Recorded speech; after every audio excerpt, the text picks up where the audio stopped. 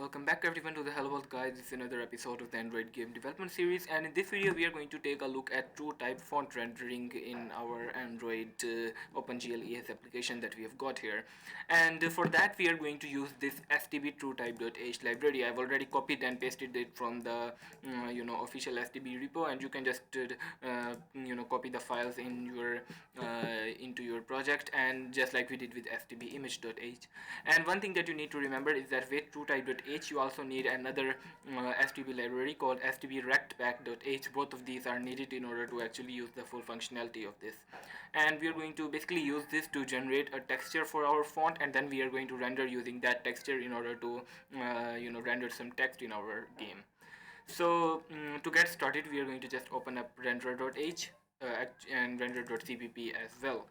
All of our font rendering code is also going to be just contained in this class, even though it's probably we can make it separate as well. We can make it a part of game instead, or we can actually make it a separate library, but we are going to just make it a part of the render for now. Alright, so we are going to get started by creating a struct called font here, and a variable of that called font as well, and this struct is basically going to contain all of the data related to our font. So we will start by adding a boolean here called loaded, and this will represent whether we have successfully loaded the font or not. If this is false, that means that our font has not been loaded, and if our font has not been loaded, then we will just not render any text, and instead of accessing data that is not loaded correctly, and then we'll cause a sec fault. Instead of that, if loaded is false, we'll just not do any text rendering. So we are going to, by default this is going to be false, and we'll set it to true once we have loaded our font correctly. So let's go here and let's actually start loading it. One thing you need to make sure is that you include both the stb TrueType and the stb-rectpack.h headers, and before you do that, define the implementation macro so that these implement just like we did with the stb image.h. So now let's get started. So I'm gonna go here, and we are going to get started by creating a we are going to first of all open up our font file. So for that we are going to get our asset by using a asset manager underscore open. We are going to give our app activity asset manager, and then we are going to give it the file name, which is the font.ttf, and for the mode we are going to just say a asset manager a asset mode underscore buffer. This means that of course we can get a buffer, and we are going to obtain the buffer by just using the a asset manager underscore get buffer with our asset.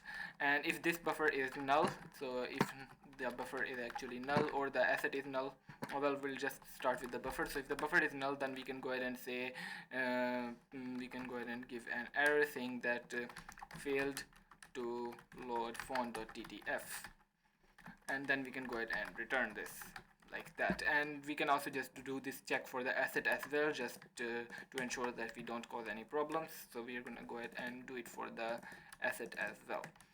And as you can see, when we return this return here, then our loaded will be false, and we won't try to access the font data later on. So now we have got our buffer, so we can get started by actually initializing our font. For this we are going to create add another member to this font struct here, which is going to be stbtt, which is just short for stb TrueType underscore font info. We are going to just call it info, and here we can go ahead and say we can call the stbtt underscore init font method with our font info. We can just say font.info, pass a pointer to that, and the next argument is going to be our buffer, and the final argument is an offset which is going to be 0. And this init font, the reason this gives an error is because our buffer is by default a void pointer. We need to cast this to a uint8 underscore t pointer instead of void pointer for use with stbtt underscore init font, and this will return false if there is an error. So if this fails, it will return false. In that case, we can go ahead and log an error saying that failed to initialize font like that, and then we can go ahead and return. Alright, so the next thing is we need to do after we have initialized our font. Now we can start packing the font, and by that we mean we can put it into a texture, put all of the characters or glyphs that we want to render into a texture, and then we can go ahead and use them by just accessing that texture. So to do that, we will need to actually allocate some texture data.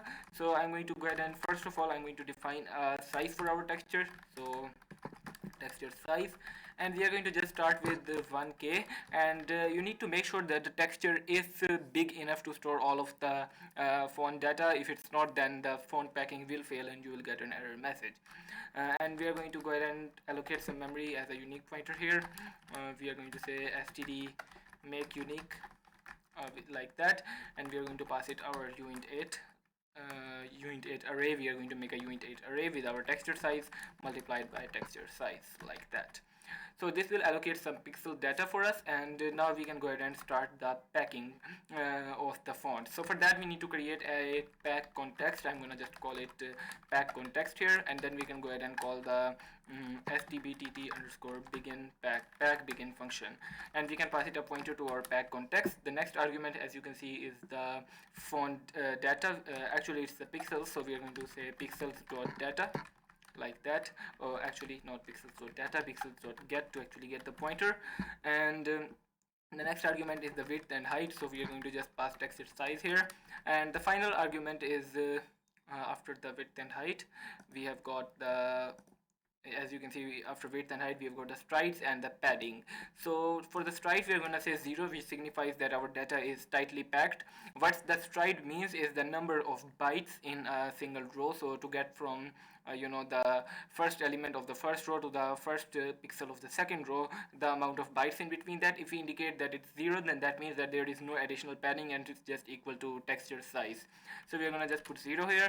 And the next thing is the actual padding to put between the characters. And if we want to use filtering with our texture, we'll understand what that is later on. So we are going to just give 1 here to give 1 pixel of space between each character. And the final is an alloc context. We don't really care about that, just pass null pointer.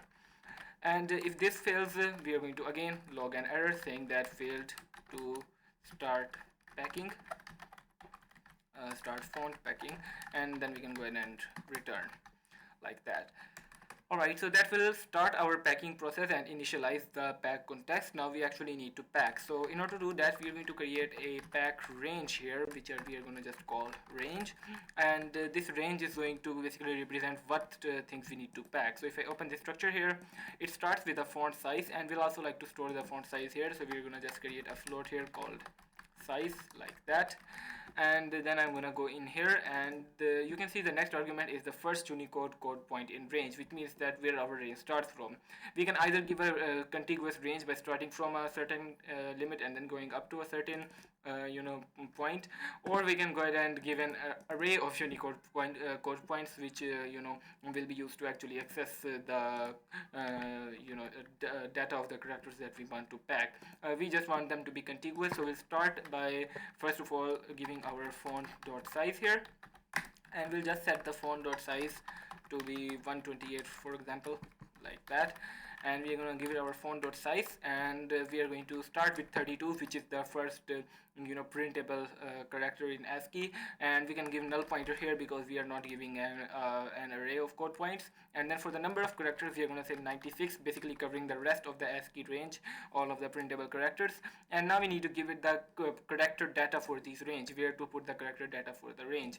So for that we are going to create a an array of type stbtt underscore packed character here, and we are going to just call it car data, and this is going to be an array of 96 elements, which is the number of things that we found, basically the whole ASCII set. And then we can go ahead and give font.car data here. And the next argument you can see is some other things that are some things that we should not set. We don't really care about those. Those are set internally by the packing algorithm, so we can just initialize it like this. So now we can call the next function, which is the pack ranges function, pack font ranges. And for this you can see the function takes as argument, first of all it takes our pack context. Of course it needs access to the pack context, and the next thing is the font data, and we can just pass our buffer here that we loaded from the file, that's the font data. And the next thing is that we have got our font index, and this is something that we don't really care about. We can just pass 0 here to just select the first font. We have only one font anyway in our file. And then we have got the actual ranges, so we can pass a pointer to our range. The reason it expects a pointer is because we can pass an array of ranges. So we just pass a pointer to our range and we give 1 for the number of ranges. If this fails, then of course we are going to log an error, failed to pack font ranges. like that, and then we can go ahead and return. And if this works, then we should have our font data inside of this pixels array, like in the way that we want. And we are going to go ahead and just, before we actually finish this up, we need to call stbt underscore pack, and to actually finalize our packing, we're going to just give it our pack context. This will free up any memory that it might have allocated. So with that, we have got our packing done, and now our pixels contains the data that we want. But it is actually not usable as is, because this is in 1 byte per pixel format, and our texture expected to be in 4 bytes per pixels for RGB8. Now we could try to use a different format for the texture, but there is no format that will exactly match what we want to do.